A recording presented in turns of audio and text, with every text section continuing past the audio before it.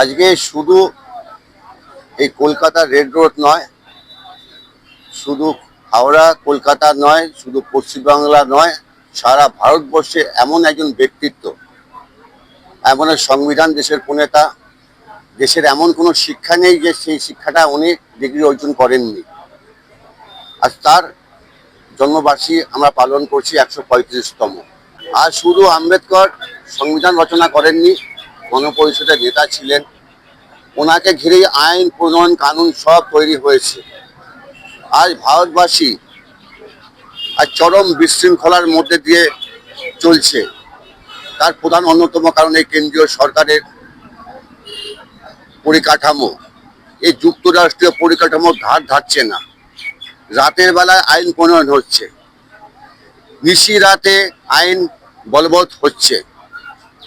আজ ভারতবর্ষের আম্বেদকর বলেছিলেন, সাম্যের কথা বলেছিলেন, সাম্য আজ কোথায় আছে? গতকাল আপনারা দেখেছেন মহামান্য সুপ্রিম কোর্ট বলেছে যাদেরকে অ্যাডজুডিকেটর আন্ডারে রেখেছিল, সেই 27 লক্ষ ভোটার যারা ট্রাইব্যুনালে অ্যাপিল করেছে, তাদের ভোটাধিকার কাটা যাবে না।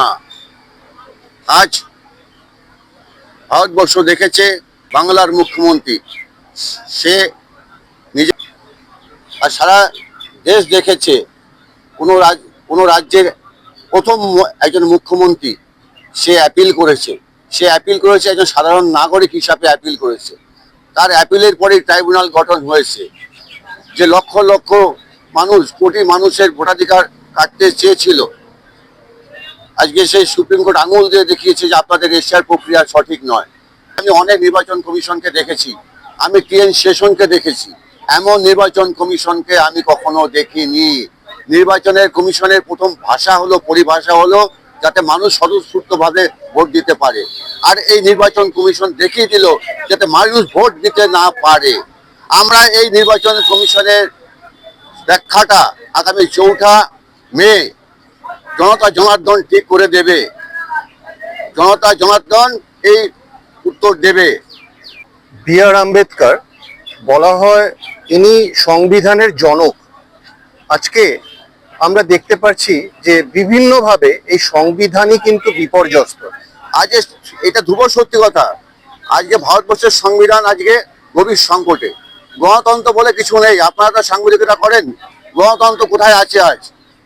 গণতন্ত্র কোথায় আছে আজ? এই নির্বাচন কমিশনকে যেভাবে তোমার ইউজ করছে আজ বিজেপি, এক একটা রাজ্যের জন্য এক একটা আইন। ভাবা যায় যে সমস্ত মানুষগুলো আজ ভোট দিতে পারবে না, 95 বছর 90 বছর 85 বছর মানুষকে আজকে তার এসআইয়ের প্রমাণের জন্য লাইনে দাঁড় করাতে হচ্ছে।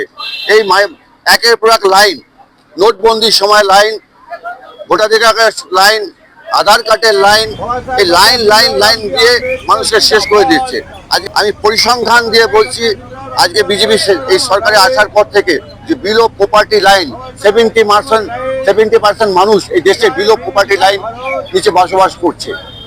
ধনী আরো ধনী হচ্ছে, গরিব আজকে সেই জায়গাতেই সীমাবদ্ধ। কোনো উন্নয়ন নেই এদের, তারে কোনো কিছু নেই। এটা একটাই স্লোগান, সাম্প্রদায়িক স্লোগান, যার জবাব আমরা আগামী 4 মের পর জনতা জনার্দন দেব।